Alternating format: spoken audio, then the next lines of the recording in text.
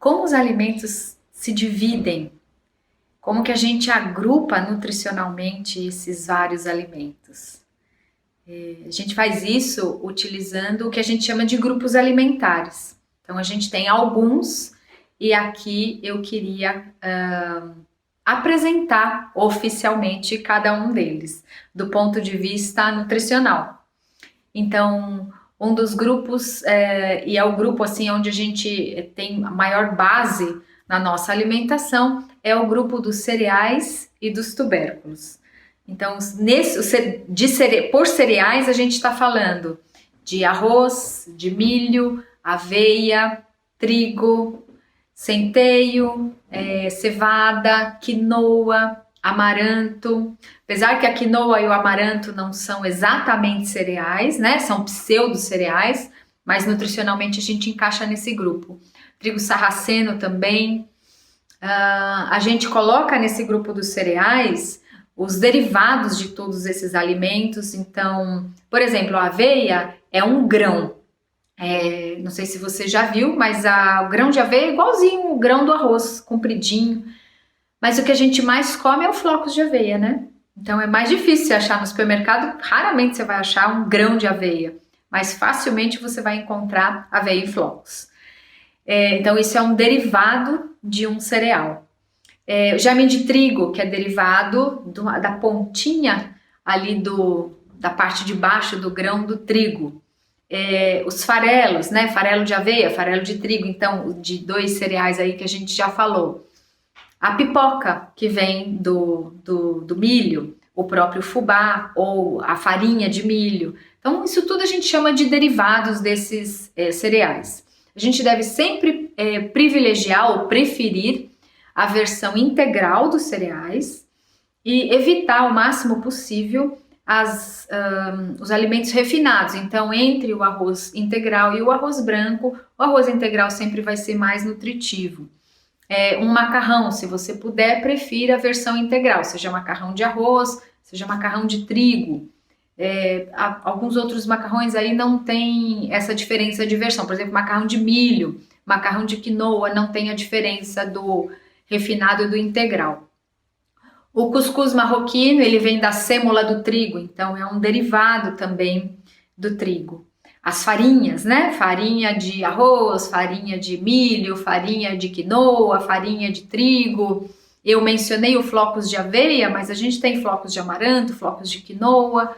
O painço é um alimento que eu acabei não citando ali no primeiro dos cereais, então entra ali nessa listinha, menos conhecido, né? Mas entra aí. Eu falei também que dentro desse grupo, então, esse grupo se compõe dos cereais e dos tubérculos. Os tubérculos, a gente engloba vamos colocar batatas. Então, batata doce, a batata inglesa, o cará, a mandioca, a mandioquinha, o inhame, a batata yacon. Então, esses são os alimentos onde a gente coloca nos tubérculos ou raízes. A predominância de composição desses alimentos são os carboidratos, tem baixa quantidade de gordura e entre eles a gente tem variações de teor de proteína. Por exemplo, a aveia tem em torno de 17% de proteína. O arroz tem em torno aí de 8, 9% de proteína. Então a gente tem faixas bem distintas de quantidade de proteína. E os tubérculos são bem pobrezinhos, assim, tem perto de 5% de proteína, é quase nada. A constituição de um tubérculo é essencialmente o amido, o carboidrato. Esses grupos, eles contêm várias vitaminas e minerais, sendo que os cereais têm muito mais minerais do que os tubérculos. E os cereais também têm fibra, especialmente as versões integrais, as versões refinadas, então a gente perde a fibra. Então, esse aí está apresentado o grupo dos cereais. O grupo das verduras e legumes. A gente chama esse grupo de hortaliças. Então, hortaliças é o conjunto dessas duas coisas. As verduras são todas as folhas, os legumes são os outros alimentos do tipo cenoura, berinjela, vagem, pimentão, tomate, quiabo. São essas que são menos folhosos. Dentro desse grupo, a gente coloca as algas, então aquela alga que faz o sushi, a alga kombu, a kami, são algas aí mais usadas na culinária japonesa. E a gente coloca também os cogumelos. Os cogumelos, ao contrário do que muita gente acha, não são ricos em proteínas, eles são trocados aí, eles têm um perfil muito mais parecido com os legumes do que com os feijões, que são as fontes de proteína que a gente vai falar daqui a pouquinho.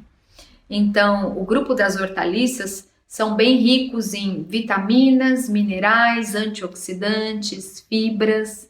São alimentos que não têm uma boa quantidade assim, ou quantidade significativa de carboidrato, de proteína, de gordura. Tem um tico, mas não é aquela quantidade grande. Tem muita água, né, esses alimentos, então acaba não sobrando muito aí para essa parte mais de que a gente chama de macronutrientes. Nós temos um outro grupo, que é o grupo das frutas, onde entram as frutas frescas e as frutas secas também. Todas elas, de norte a sul do país, leste a oeste, aí todas as frutas estão dentro desse grupo e contém essencialmente vitaminas, minerais, fibras, os antioxidantes, porque as cores dos alimentos são esses potentes protetores do nosso organismo, e as frutas também têm uma boa quantidade de bons carboidratos. Um outro grupo é o grupo das leguminosas.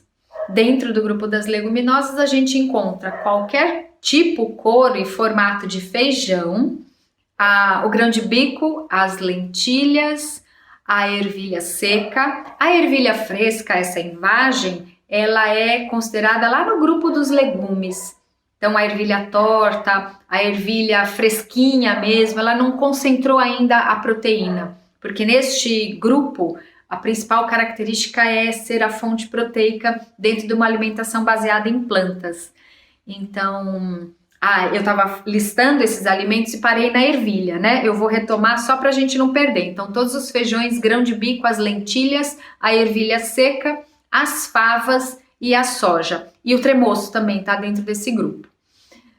Um derivado muito comum aqui é o derivado da soja, né? Então, a gente tem o tofu, a gente tem o tempê, que são os grãozinhos da soja fermentado, são bem representativos de formas de se consumir soja. Este grupo, ele contém uma quantidade muito boa de proteínas, então, no reino vegetal, é bem significativo mesmo, tem uma boa quantidade de carboidratos, tem um baixo teor de gordura, mas a gente sempre vai comer esse alimento feito com alguma forma, temperado com gordura, né? A gente faz uma salada, uma sopa, um feijão em caldo, ou um bolinho, sempre vai ter ali como tempero algum tipo de óleo. A gente tem vitaminas, minerais, fibras, antioxidantes, então realmente esse é um grupo, olha, muito bom e bem importante. Ele é indispensável dentro de uma dieta baseada em plantas. Porque como eu acabei de mencionar todos esses elementos, né, esses nutrientes presentes nesse grupo, a gente conseguiria, assim, se alimentar bem se a gente fizesse uma refeição só de feijão. Seria difícil se a gente fizesse uma refeição só de arroz. Claro que ninguém vai comer só arroz, só feijão. Você pode fazer isso um dia, porque tá com vontade, mas rotineiramente não é indicado a gente fazer esse tipo de monodieta. Mas só para ilustrar como os feijões poderiam assim ser consumidos de uma maneira isolada. A gente tem o grupo das castanhas, onde tem todas as castanhas pará, caju, amêndoa, nozes, pistache e as sementes. Então, semente de abóbora, semente de girassol, semente de gergelim, chia, linhaça. Então, esse grupo fornecendo aí gorduras muito boas, tem um teor bom de proteínas, mas a gordura é o que se destaca bem e tem uma baixa quantidade de carboidratos. Temos aí também o grupo dos açúcares, que esse é um grupo pelo Ministério da Saúde, onde estão incluídos quaisquer tipos de açúcar, açúcar mascavo, açúcar de coco, o açúcar demerara, o açúcar refinado, os doces feitos com açúcar estão nesse grupo. O melado, o agave, o xarope de maple. Então, todos esses componentes estão incluídos nesse grupo. E até aí, então, a gente tem a representação de todos os grupos de origem vegetal. Aí, pelo Ministério da Saúde, a gente tem os outros dois grupos, onde a gente concentra os alimentos de origem animal. Então, é o grupo dos laticínios, onde tem o leite de todos os mamíferos, né? Leite de vaca, leite de cabra, que são os mais, leite de búfala, que é menos, mas o leite em si, os queijos, então seus derivados, a manteiga, requeijão, creme de leite, tudo está dentro desse grupo dos laticínios.